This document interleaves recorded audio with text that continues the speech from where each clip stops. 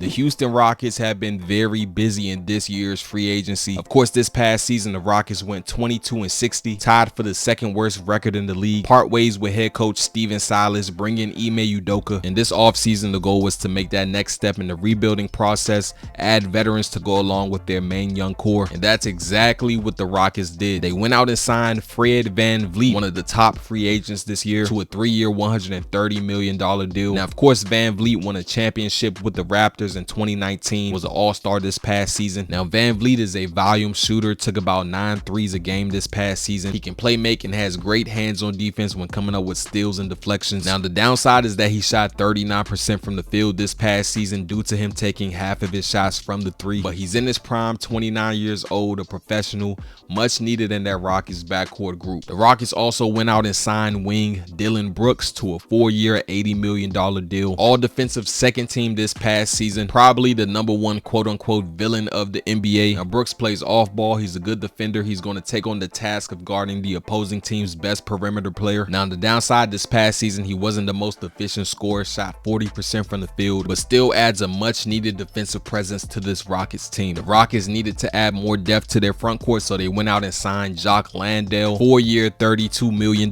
deal. Solid rotational big. His numbers won't blow you away. The Rockets also went out and signed Jeff Green to a 1-year, $6 million deal. This will be his second stint in Houston. We know he just won a ring with the Nuggets. Played with the Nets when Ime Udoka was on the staff as an assistant coach. Another vet who can take some of the young guys under his wing. Now, with the new additions, there had to be some departures. The Rockets traded KJ Martin to the Clippers for 2 future second-round picks. A good young player, super athletic, 13 points a game, about 57% from the field this past season. The Rockets also traded some young guys who really didn't get to see the floor too much. They traded Usman Garuba, Ty Washington, and draft compensation to the Hawks to the rights of Alpha Kaba, the Hawks' 2017 second-round pick, who was the Turkish League MVP in 2022. And the Rockets traded Josh Christopher to Memphis, who was involved in the Dillon Brooks sign and trade deal. As of right now, this is what the current Houston Rockets look like on paper. Not sure if they're done making moves, but we'll see. And there's been some pushback by Rockets fans and other NBA fans saying that the team overpaid Fred VanVleet and Dillon Brooks, but the 3rd year in VanVleet's deal is a team option, so I don't think that's bad at all. And I cannot confirm, but I'm also saying that the Brooks deal is front loaded. If true, that does give the team flexibility down the line if they choose to trade Brooks in year 3 or 4. And with the new CBA, teams have to spend 90% of the salary cap by the first day of the regular season, so the money had to be spent regardless. And you get 2 of the top 15 free agents in this year's market. You get 2 guys who will immediately improve the team's defense. And yes, I know the drawback is that they aren't efficient scorers, but I believe this team will be better than they were last season. In the comments, let me know what you think about the Houston Rockets off-season moves so far.